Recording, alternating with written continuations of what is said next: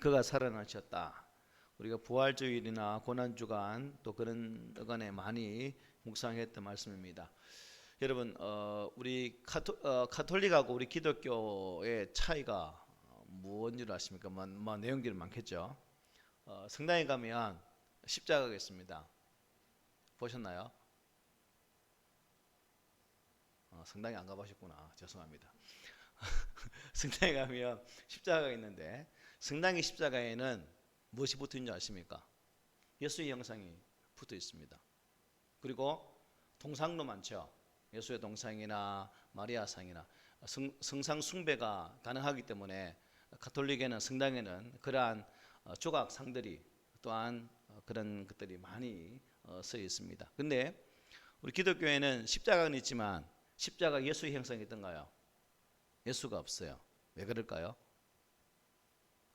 천주교는, 가톨릭은 그 예수님의 십자가의 고통을 강조하기 위해서 십자가 예수가 달려 있는 것이고, 우리 개신교 기독교에서는 빈 십자가만 있습니다. 결국 그 차이가 뭐냐면, 예수 그리스도는 부활하사 사망권세를 이기시고 이미 부활하셔서 하나님 보좌 우편에 계시기 때문에 십자가에서 고통의 모습으로 달려 있을 필요가 없다는 거죠. 이런 차이가 있는, 이런 차이가. 그래서 성당의 미사는 어떻게 보면 무겁고 어둡고 좀 어떻게 할까요? 좀 분위기가 많이 다운되어 있는 그런 모습을 보게 됩니다. 그런데 우리 기독교는 그런 부분이 아니라 좀 밝은 부분이 있죠. 그래서 가톨릭하고 또 우리 기독교의 십자가 있는 것을 통해서도 쉽게 구분할 수 있는 부분입니다. 그래서 오늘 본문은 이제 예수님께서 이제 부활을 하신 그 내용을 담고 있습니다. 물론 성경은 그 뒤에도 예수님이 부활하시는 장면 자체를 아주 상세하게 우리에게 설명은 하지 않고 있습니다. 하나님의 천지창조가 신비로운 것처럼 우리 예수님의 부활 또한 그야말로 신비로운 그 자체로 남겨져 있죠. 하지만 성경은 여기저기에서 예수님의 부활 사건을 소개하시고, 또한 그 소개를 통해서 예수님의 무덤은 비어있고 비어있음을 통해서 그분은 반드시 부활하셨다는 사실들을 많이 증거하는 내용들을 보게 된다는 거죠. 그래서 우리의 신앙이 이 부활 신앙으로 온전히 세워져 있지 않는다면, 즉 부활을 믿지 아니하면 우리의 신앙은 헛것이다라고 볼 수 있다는 겁니다. 예수님의 부활은 곧 우리에게 산 소망을 주시는 길을 여셨기 때문에 우리는 항상 그 부활 신앙을 가지고 예수 앞에서 사는 그러한 신앙의 모습을 가지고 있어야 될 것입니다. 그래서 오늘 이제 본문을 통해서 예수님의 부활의 장면들을 주변 사람들이 어떻게 맞이하고 어떻게 대응하는지 그런 내용들을 살피면서 우리에게 또 적용하는 그런 시간이 되었으면 좋겠습니다. 1절에 보면 이렇게 말하죠. 안식일이 지나매 막달라 마리아와 야고보의 어머니 마리아와 또 살로메가 가서 예수께 바르기 위하여 향품을 사다 두었다가 라고 말합니다. 안식일이 지났습니다. 자, 안식일이 무슨 요일이죠? 토요일입니다. 이 당시에, 그죠? 안식일 토요일. 그러니까 안식일 지났으니까 무슨 요일이? 주일, 일요일이라고 보면 되겠죠. 그래서 안식 후 첫날, 유대인들은 오늘날처럼 우리가 쓰는 것처럼 월요일, 화요일, 수요일이 있는 것이 아니고 안식 후 첫날, 안식 후 둘째 날 이런 식으로 날짜를 구분했거든요. 그래서 안식 후 첫날, 요즘 말로 하면 주일날, 그 세 여인이 예수님에게 바르기 위해 상품을 준비해 두었다라고 말합니다. 오늘 본문 보니까 세 명이 등장한다고 그죠? 막달라 마리아, 야고보의 어머니 마리아, 살로메, 세 명이 등장합니다. 이들은 예수님이 갈릴리에 계실 때부터 계속 예수님을 따랐던 여인들입니다. 안식일이 지나자마자 이들은 예수님의 시체에 바르기 위해서 향품을 사다 두었습니다. 이때까지 이들에게는 예수님에 대한, 즉 예수님의 부활에 대한 믿음이 있었겠습니까? 없었겠습니까? 없었지요. 예수님이 십자가에 박히기 전에 여러 번 나는 죽었다가 부활한다는 말씀을 전했지만 이들은 새카맣게 잊어버리고 그냥 예수님께 시체에 향품을 발라서 시체 썩는 냄새를 감하기 위해 준비하는 모습을 보게 된다는 사실입니다. 2절 보십시오. 안식 후 첫날 매우 일찍이 해돋을 때에 그 무덤으로 갔다라고 말합니다. 안식일이 지난 지 한 10시간 남짓 흘렀을 때 이들은 일찍이 일어나서 예수의 무덤으로 향하여 나아갑니다. 그 중에 막달라 마리아가 독신이었고 또 아마 가장 젊은 것으로 보입니다. 발이 빨랐던가 보죠. 제일 먼저 예수님의 무덤 앞으로 갔다라고 요한복음 20장 1절에서는 말씀을 해줘요. 어쨌든 막달라 마리아가 예수님 무덤에 이르렀을 때 돌은 어떻게 됐을까요? 이미 무덤에서 옮겨져 있었고 무덤은 비어 있었습니다. 막달라 마리아는 예수님이 살아나셨다라고는 생각했을까요? 못했을까요? 전혀 생각하지 못했죠. 그는 누군가가 예수님의 시체를 옮겼다라고 이렇게 여겼던 것 같습니다. 그래서 막달라 마리아는 얼른 그 사실을 베드로와 요한에게 알려주기 위해서 그야말로 열심히 뛰어가게 됩니다. 출발할 때 누구랑 갔죠? 야고보 어머니 마리아, 살로메. 아마 가는 길에 이 두 여인과 만나지 못했다는 것은 또 다른 길로 갔다는 것을 이 말씀을 통해 우리는 보게 됩니다. 어쨌든 3절에 이렇게 말합니다. 서로 말하되 누가 우리를 위하여 무덤 문에서 돌을 굴려 주리요 하더니, 여기 서로 말한다. 누가 말했을까요? 야고보의 어머니 막달라 마리아와 살로메까지 말하는 거죠. 마리아는 지금 막달라 마리아 이미 뛰어가 버리고 둘이서 오면서 어떻게 하지? 그 예수님 무덤의 앞에 놓인 돌이 워낙 커서 우리 여자들 힘으로는 옮기기 힘들 것인데 어떻게 옮길까? 막 그렇게 지금 말하고 있는 중입니다. 그래서 마태복음 27장 65절 66절 이렇게 말합니다. 빌라도가 이르되 너희에게 경비병이 있으니 가서 힘대로 굳게 지키라거늘 그들이 경비병과 함께 가서 돌을 임봉하고 무덤을 굳게 지키니라 말씀합니다. 예수님이 무덤에 장사되신 후 대제사장들과 바리새인들이 빌라도에게 예수님의 무덤을 지킬 것을 요청했죠.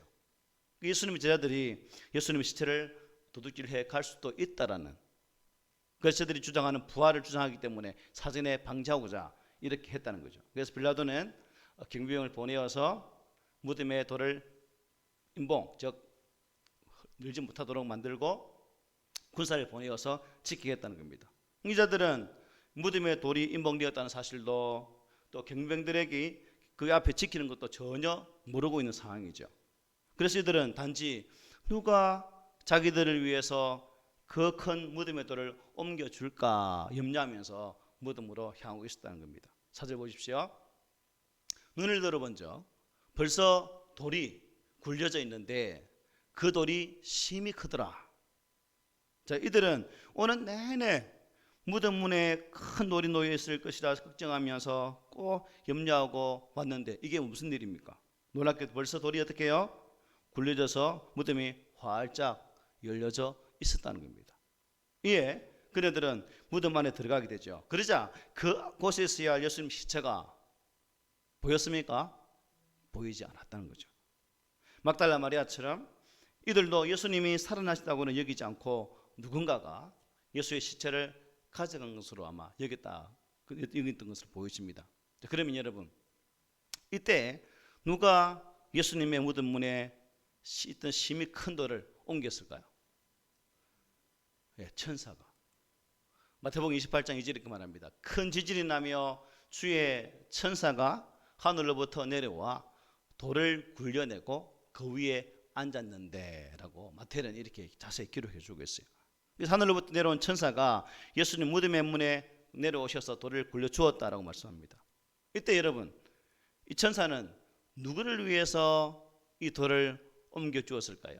예수님을 위했습니까? 아니면 누구를 위해서죠? 예수님은 부활체는 신령한 몸이기 때문에 장수에 구애받지 않고 마음대로 움직일 수 있는 그런 상황입니다. 예수님이 아니라 이 세 여인의 여자들에게 이 비무덤을 보여주기 위해서 이렇게 했다라고 볼 수가 있죠. 예수님의 무덤을 지켰던 경비병들도 예수님의 이 무덤이 비었음을 알았죠. 예수님의 무덤을 지키던 경비병들은 어떻게 되겠습니까? 책임 추궁이 두려워서 이 빌라도에게 갔다가는 어떤 일이 벌어집니까? 그야말로 심각한 질책을 당할 수 있겠고, 이들은 국리지책으로 대제사장을 찾아가게 됩니다. 그리고 무덤에서 일어났던 사건들을 이들에게 고하고 의논을 하게 되죠. 그래서 마태는 이렇게 기록하고 있습니다. 28장 12절 14절에서 그들이 장로들과 함께 모여 의논하고 군인들에게 돈을 많이 주며 이르되 너희는 말하기를 그의 제자들이 밤에 와서 우리가 잘 때에 그를 도둑질하여 갔다 하라. 만일 이 말이 총독에 들리면 우리가 권하여 너희로 근심하지 않게 하리라 라고 이렇게 모의를 했다는 거죠. 예수님의 무덤을 경비하던 이 군인들은 어떻게 달리 해볼 방법이 없잖아요. 이게 최상이죠. 어쨌든 거짓이지만 뇌물을 받고 그들의 가르침대로 거짓말을 이제 하게 됩니다. 군인들이 돈을 받고 가르친 대로 하였으니 이 말이 오늘날까지 유대인 가운데 두루 퍼졌다. 지금도 유대인들이 예수의 부활을 부인하는 것은 이 거짓말이 그대로 먹혀지고 있다는 사실을 잘 보여주고 있습니다. 예수님의 무덤은 비어 있었습니다. 이 사실은 예수님의 대적들조차도 잘 알고 있는 그런 사실이었죠. 실제로 그 뒤 여러분 예수님의 시체는 어디에서 발견되었을까요? 발견되지 않았습니다. 만일 예수님의 시체가 발견되었다면 어떻게 될까요? 예수님의 대적들은 아주 쉽게 예수님의 부활을 부정할 수 있는 그런 부분이지 않습니까? 그런데 우리 예수님은 부활하셨기 때문에 그분의 시체는 발견할 수도 없는 거죠. 예수님은 살아나셨기 때문에 그의 무덤은 비어 있었다는 겁니다. 볼지어다 내가 세상 끝날까지 너희와 항상 함께 있으리라. 부활하신 예수님은 누구와요? 우리와 항상 함께 계시는 분이십니다. 만약 부활하지 않았다면 함께하지 못하겠죠. 이런 은혜가 있다는 겁니다. 그러므로 우리가 이 부활하신 예수님을 항상 의지하고 오늘도 내일도 언제나 우리와 함께 하시는 그 예수 그리스도를 굳게 믿는 우리의 신앙이 되기를 소망합니다. 오늘 본문 오늘 이렇게 말합니다. 무덤에 들어가서 흰옷을 입은 한 청년이 우편에 앉은 것을 보고 놀라매라고 말합니다. 예수님의 빈 무덤으로 인해서 여자들이 근심하고 있을 그때 양쪽에 누가요? 흰옷을 입은 청년이 있다는 것입니다. 이때 흰옷을 입은 한 청년은 하늘로부터 내려와 무덤 문에서 돌을 굴려준 천사라고 마태는 28장 5절에서 기록해주고 있습니다. 이 경비병들이 보았을 때 천사는 돌 위에 앉아 있었다고 기록했거든요. 그러나 이제는 천사들은 무덤 안에 들어와서 여인들과 함께 있는 장면을 말씀해 주고 있죠. 누가복음 24장 4절에 보면 이때 천사의 수는 둘이다라고 기록해 주고 있습니다. 그래서 천사의 현상이 그야말로 번개같이 빛나고 있었기 때문에 그 정확한 수를 가능하기 어려웠을 것인데 누가는 그 천사의 수가 둘이다라고 딱 기록을 해주고 있습니다. 아무튼 이자들이 무덤에 갔을 때 문득 두 천사가 이들의 곁에 섰고 그리고 그들은 우편에 앉아 있었습니다. 요한복음 보면 어떻게 말하고 있냐면 한 천사는 머리편에 앉았고 한 천사는 발편에 앉았다라고 요한은 또 그렇게 기록해주고 있죠. 어쨌든 여자들은 문득 나타난 천사들의 모습을 보고 여러분 놀랐겠습니까? 기쁘겠습니까?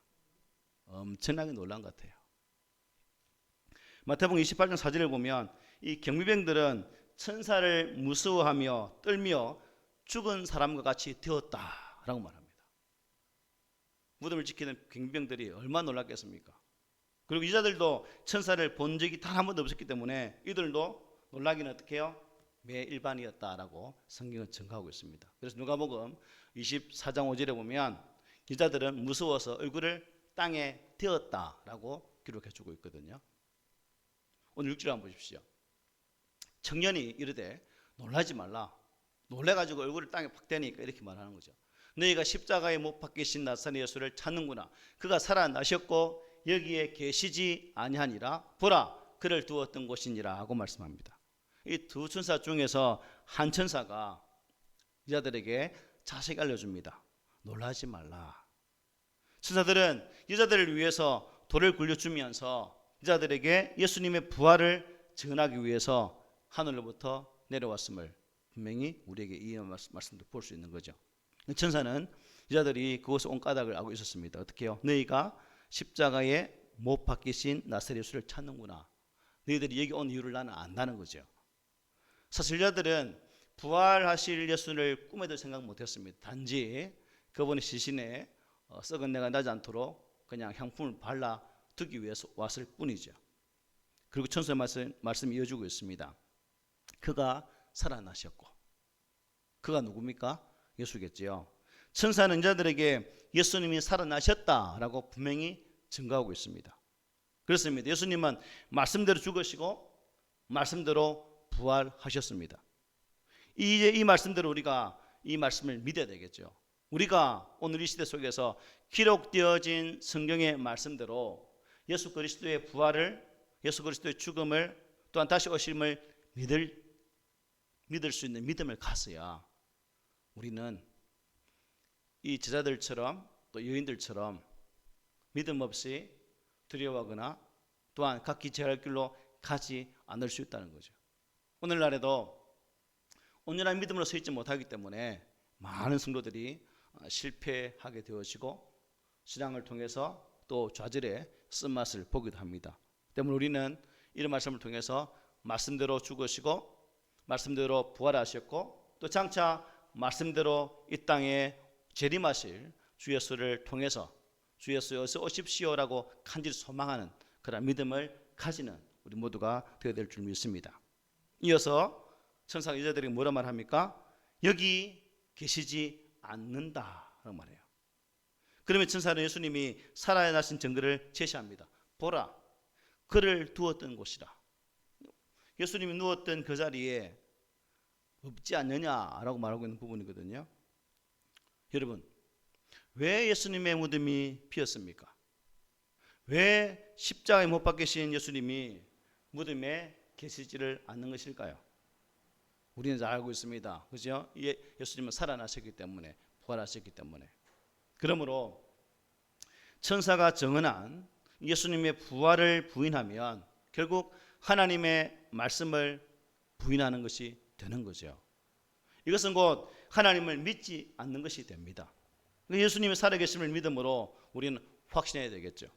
또한 예수님이 살아계시기 때문에 우리도 예수님 안에서 영원히 살 것을 확실하게 믿어야 될 줄 믿습니다. 비록 육신은 죽을지라도 우리의 영은 살아서 영원토록 주 예수 그리스도와 함께하는 사실을 분명히 믿으시기를 바랍니다. 7절 보십시오. 가서 그의 제자들과 베드로에게 이르기를 예수께서 너희보다 먼저 갈릴리로 가시나니 전에 너희에게 말씀하신 대로 너희가 거기서 배우리라 하라 하는지라 하고 말씀합니다. 여기 가서, 이것은 천사가 여자들에게 명령하는 부분입니다.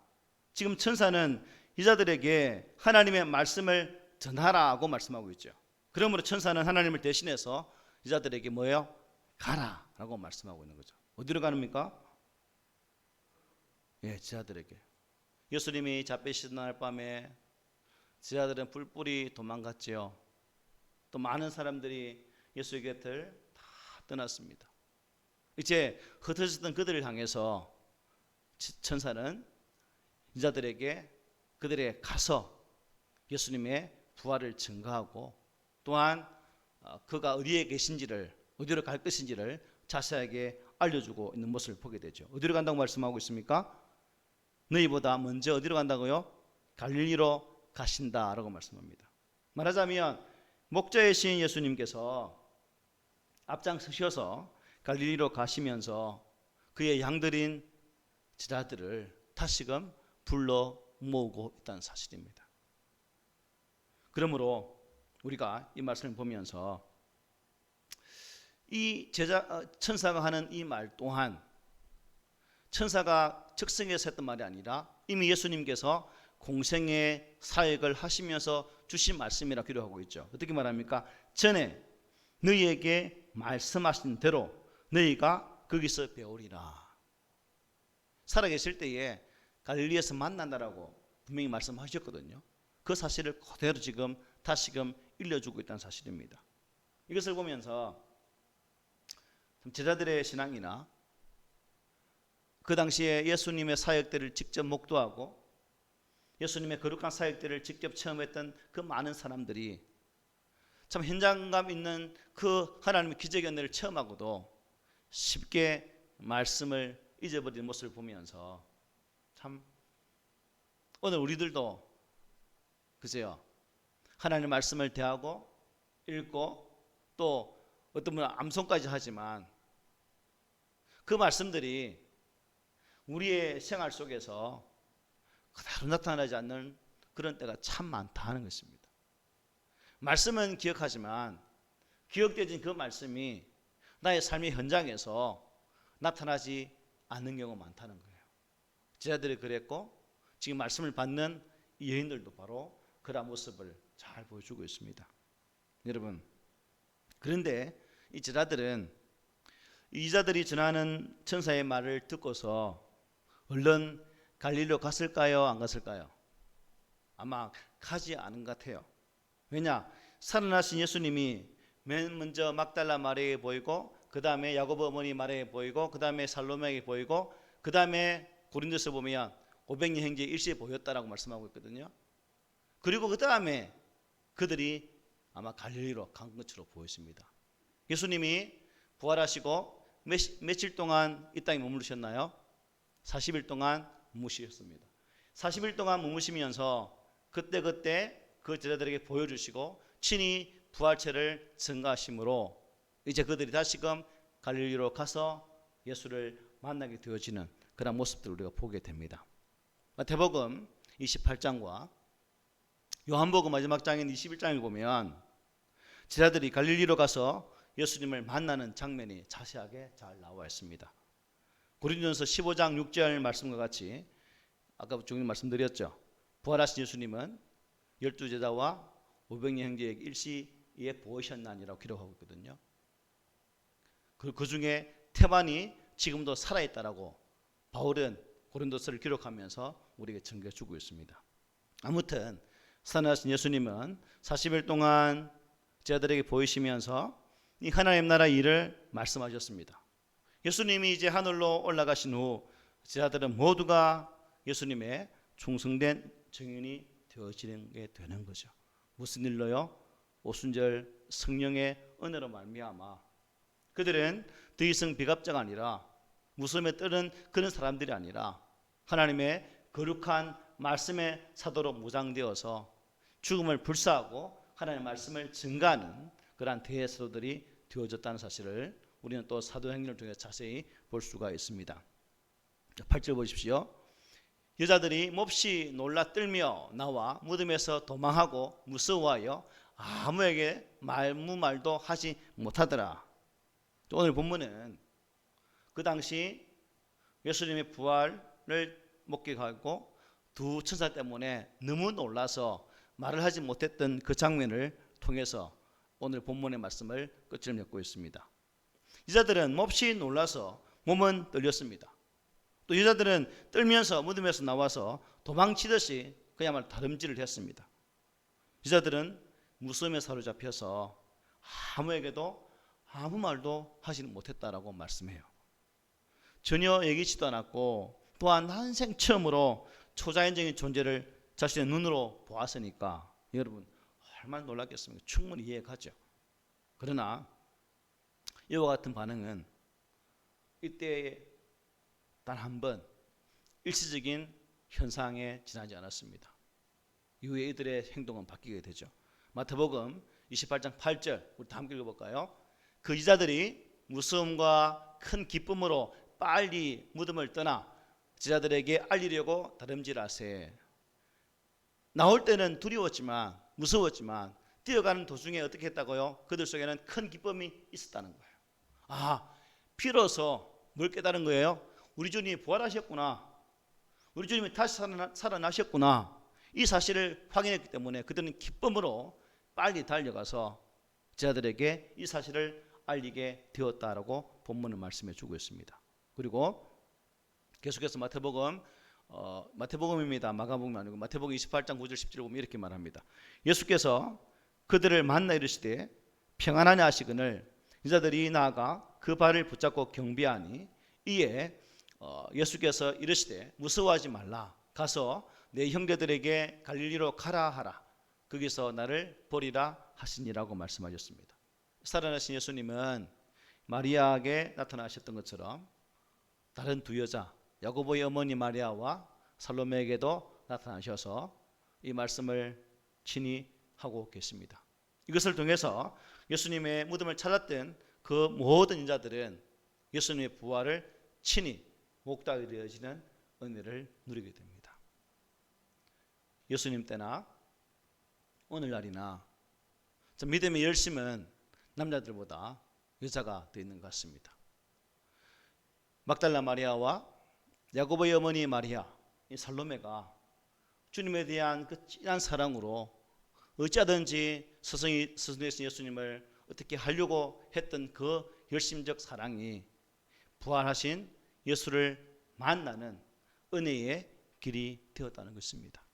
그런 측면에서 우리도 우리의 삶의 여정들 속에서 주신 말씀을 통해 기록되어진 말씀을 통해서 부활하신 예수를 또 만나고 또 성령의 깨닫게 하심을 통해서 인격적인 주와의 교제를 통해서 우리의 생전에 이 여인들이 보여주었던 이 아름다운 정교의 삶이 저와 여러분의 삶이 되어지고 우리들도 내 생전에 정말 부활하신 주 예수 그리스도를 생명의 주체가 되시는 주 예수 그리스도를 우리 삶의 자리에서 열심히 전할 수 있는 그러한 자리로 나가야 될 줄 믿습니다.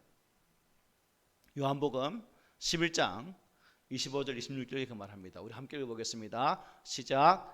나는 부활이요 생명이니 나를 믿는 자는 죽어도 살겠고 무릇 살아서 나를 믿는 자는 영원히 죽지 아니하리니 이것을 내가 믿느냐. 아멘. 우리가 이 질문 앞에 이것을 내가 믿느냐 하면 어떻게 답해야 될까요? 아멘으로 화답해야 되겠죠. 우리에게 이러한 부활의 신앙이 있을 때 우리는 이 세상에서 어떤 일을 만나도 담대할 수가 있다는 것입니다. 부활하신 예수님은 항상 우리와 함께 있습니다. 어제 신방을 한 이영재 집사님이 고백이 예수 믿기 전에는 많이 겁이 났었는데 예수를 믿고 난 이후에는 겁이 없어졌다라고 말씀하시더라고요. 뭐 이런 연결을 해도 되겠지 모르겠지만 어쨌든 우리가 주 예수를 만난 자는 지극히 담대함으로 우리의 삶의 자리에서 그 예수를 모신 기쁨이 삶의 자리에서 나타나고 또한 그것을 통해서 우리가 충성된 증인의 자리까지 나아간다면 이 만남이 이 기쁨이 우리의 큰 은혜와 복이 될 줄 믿습니다. 우리 모든 성도들이 항상 이러한 부활의 증인들로 사셔서 예수님의 은혜가 여러분의 삶 가운데에 충만히 넘치기를 주의 말씀으로 축복하면서 권면을 드립니다. 아멘.